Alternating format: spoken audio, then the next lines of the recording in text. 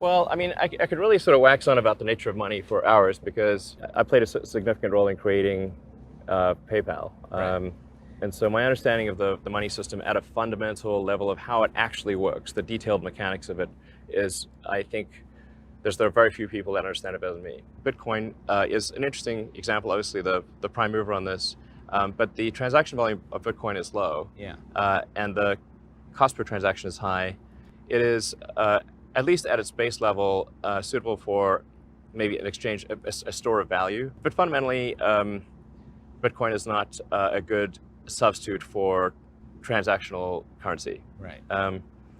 And even though it was created as a silly joke, Dogecoin is better suited for transactions. Why is that? The total transaction flow that you can do with Dogecoin is substantially more than, like, transactions per day is much higher than, Right. has much higher potential than Bitcoin.